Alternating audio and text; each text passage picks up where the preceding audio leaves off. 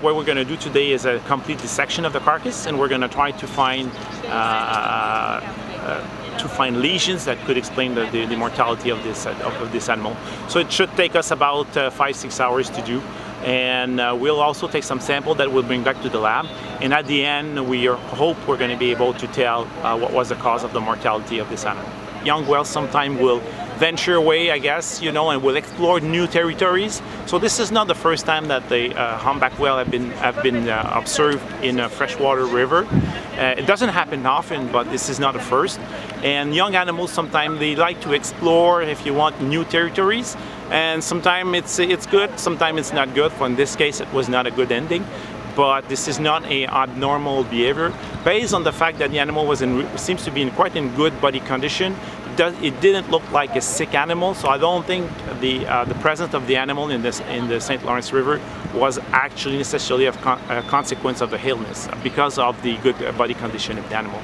Well, I guess that could be seen as a sad event, but you have to realize this is not a whale, a species that's endangered, and is actually the humpback whale is probably one of the best examples of the impact of conservation measures on the conservation of a species.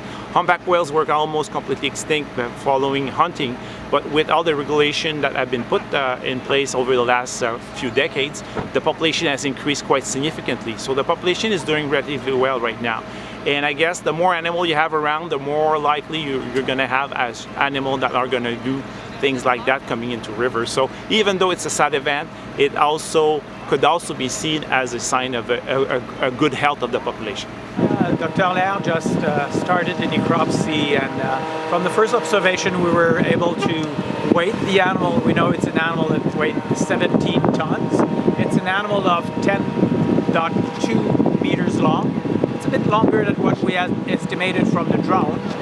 We thought it was about 9.5 meters. We know now it's a female. And from the first observation, the animal is complete. There's no huge cut on the animal, but the findings we'll have for the further findings. We'll have to wait for Stéphane's macroscopic observation, just starting. Now they will unwrap the animal, get the flesh and the blubber away from the organs, and then they will start their necropsy. It's a pretty long process, but it's a very important step in this whole operation, trying to understand why this adventure stopped so abruptly. We thought this animal could make it. Will we find out why today? Dr. Allaire with his team will or should tell us more by the end of the morning.